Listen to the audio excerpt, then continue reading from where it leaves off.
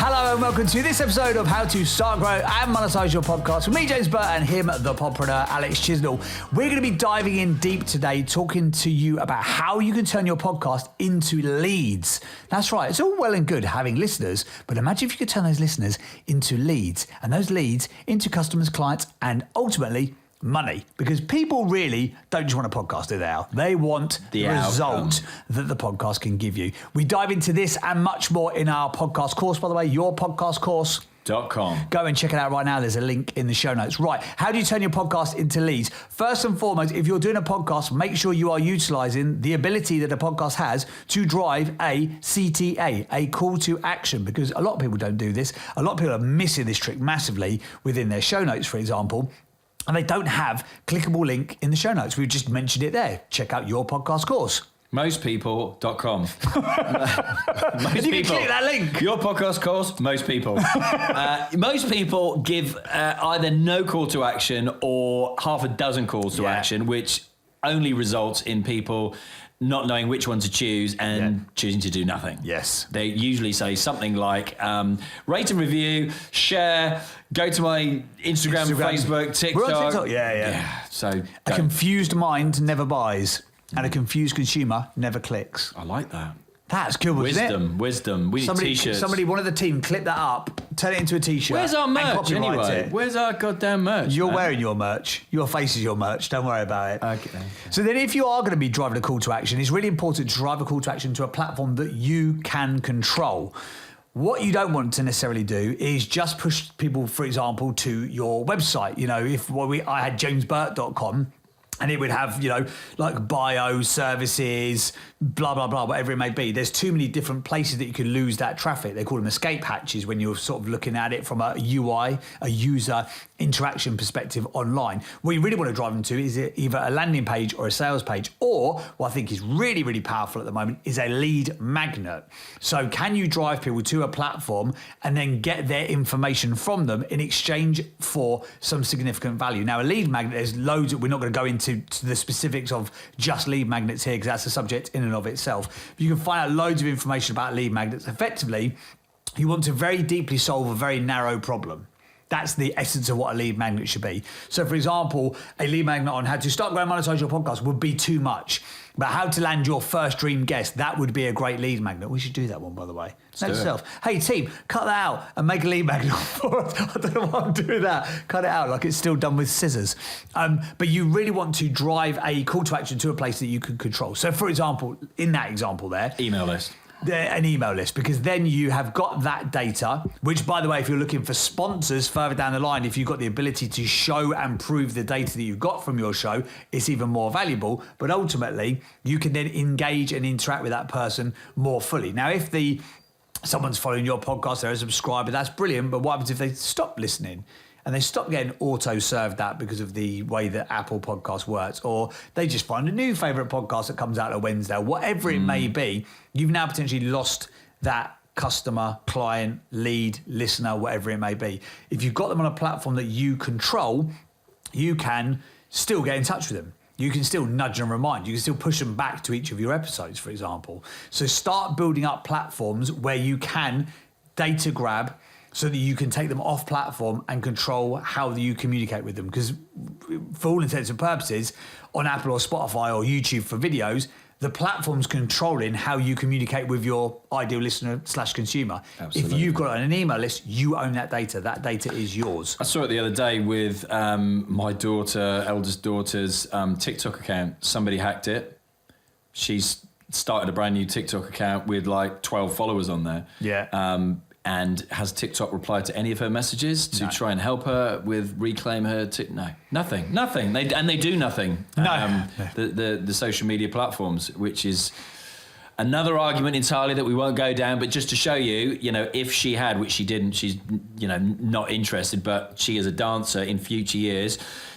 She might want to build a substantial following of people who might want to buy courses about dancing, get tickets to go and see her dance, whatever. But that social media platform can literally just lose her account, let somebody hack it or lock it down, whatever. You've lost your entire audience. And we know people who monetize their platform through a specific platform, like just one, like their Instagram or their TikTok, for example. Dangerous. They've lost their entire business. Yeah. Overnight. Definitely find ways to capture data in multiple formats. The other thing that I'd say in terms of like getting people's data, you need to give them enough significant value that they're going to want to give you the information. I'm like this. Like I listened to, you mentioned it earlier, it was really funny. Chris Evans' breakfast show. Yeah. Is on a station called Virgin Radio. Virgin Radio is owned by News International, which is News Corp, which owns The Sun and TalkSport and all that stuff. It owns the traditional media world. Just wanted to take a quick minute to say a big thank you for watching this podcast. If you are thinking about starting your own podcast to grow your brand or your business, then we would love to help you out. Yourpodcastcourse.com is a place where you can find 55 on-demand videos. There's trainings, there's blueprints, there's guides, there's cheat sheets, there's downloads.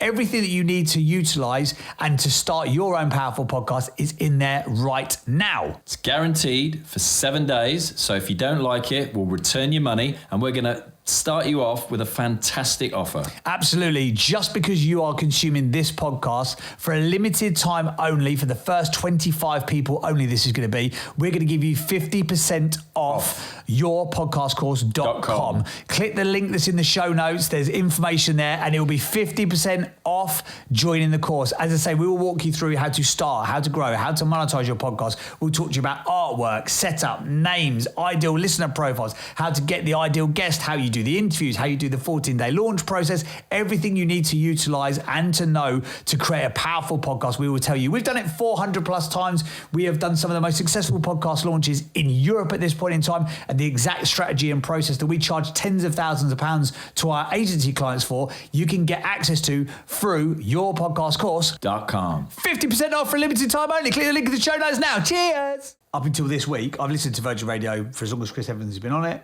I like the content. I've never given my email details to News International because I couldn't see enough significant value. But this week I wanted to watch how TalkSport do their live radio in video format. Okay. Tried to sign in. The only way you can sign in is by giving them your email information. Yeah. Now you can look at it from that perspective and go, well, actually, that's put a barrier to entry, so now they might lose me as a consumer of their content. Well, maybe that is the case, but now they've actually got my data. Now they can send me emails. Now they can send me adverts. Now their sponsors can get in front of me if they wanted to sell my data to those sponsors, because I'm sure I've clicked a term and condition button that has... You bought any food, fruit and veg from Waitrose or Co-op lately? Yeah, I have. Why? Have they made me do it? They made you do it, mate. They've made me do it. They have made me do it. But yeah, grab that data, but you've got to give enough significant value. So another great thing that's out there at the moment, not just a lead magnet, score apps. Now, again, mutual friend of the pod, Daniel Priestley. It's an amazingly engaging way to data capture, because people love a quiz. I don't know whether it's just a British thing, but people love a quiz, don't they? People love a quiz, even if it's a quiz about them. So can you take your content and your information, extend that out, give a bit of that, even 90% of it, 95%, even 100% of that information on a podcast, and then get them to drive to a call to action to get them to take subsequently a quiz or a test that they then get a score for. They get a nice extended value from you, and you get to capture their data. So, for example, we haven't done this yet, and we've been bloody useless at it. Say, for example, we should be doing score apps non-stop about podcasting. We could do a podcast quiz. We could run Facebook ads, meta ads that are a podcast quiz, basically. That somebody fills out the quiz, that they click the Facebook ad, they fill out the podcast quiz, they get the results of that quiz to them. In the copy of that quiz result that they get is a link to yourpodcastcourse.com. So if you're taking the time, effort, and energy to make a podcast, because it is a lot of time, effort, and energy, guys, we understand that. Even if you are being able to utilize it and repurpose it to lots of bunch of other content, which we talked about in previous episodes, it's still a big bunch of time.